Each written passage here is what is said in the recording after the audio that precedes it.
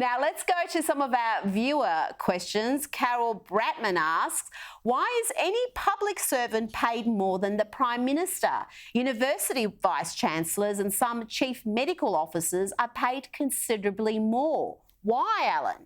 Well, the question is very authentic, but as you know, Rita, only a skeleton of it is true. The fact is that there would be 170 public servants in Canberra paid more than the Prime Minister. The head of the Department of Prime Minister and Cabinet is paid almost double the Prime Minister's salary. The head of Treasury is paid double the Prime Minister's salary. These people are on extraordinary salaries, and what do we get for it?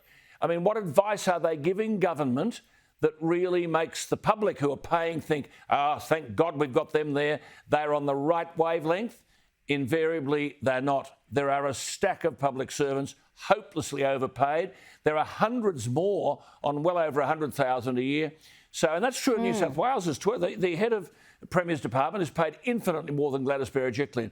So, and then vice-chancellors, well, what do? Instruments of left-wing propaganda, and they tell you we can't do anything about it.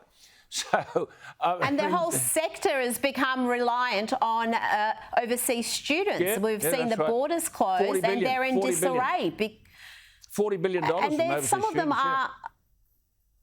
some of them are paid seven-figure salaries, well over $1 million. It really is hard to justify. And it's not just now, just for that question. I just finished the question to understand. But forget the vice-chancellors. That's true what you say there. But I'm simply saying in the public sector itself, every departmental head in Canberra would be paid more than Prime Minister Morrison. It's absurd. Yeah, that is a problem. Now, Jenny Hodgkin asks, why is the Victorian government spending $1 million a day on a quarantine system that is not actually being used? That's a good question, Alan, because Victoria's again banned overseas flight arrivals. No flights are coming in here, or everyone's been quarantining in New South Wales and elsewhere. So why are we still forking out all this money? Well, I think the answer that's the simplest question we'll ever face. How many words does it take to answer? Because Daniel Andrews is incompetent. There we are. The answer to the question. And your money and the taxpayers' money down there has been wasted at every turn. But as you know, Rita, the issue should be, I mean, Scott Morrison should have said to Andrews, look, you can please yourself.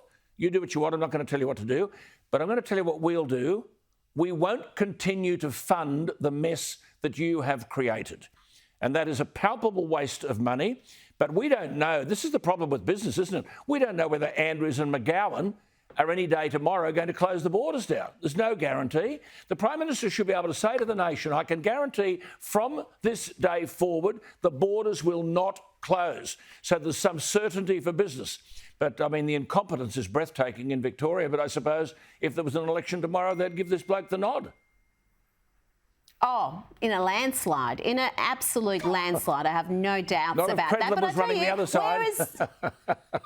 Exactly. Not if there was real opposition holding him honest. But where's the Prime Minister been? With these state premiers just willy-nilly closing borders, businesses have no confidence, they can't invest because they don't know what's going to happen tomorrow. Where is the Prime Minister saying, if you keep this up, then this federal government largest, the chequebook is going to be closed down and you're not going to get the assistance you need any longer? But it was much earlier than this, Rita.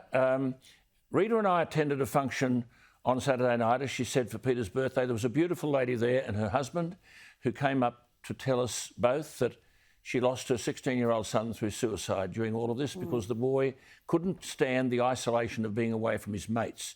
Now, at the end of the day, the Prime Minister of Australia said the children should be in school. The Premier's defied the Prime Minister. The Prime Minister of Australia said there should be no border closures. The Premier's defied the Prime Minister. And I just wish, and Australia would wish, the Prime Minister got into the ring and said, I'm running this country. These are the directions. If you don't like them, good, please yourself. But I'll tell you what, there'll be a financial sanction. There'll be a monetary sanction if you want to go your own way and want to play rogue. That's what the public want.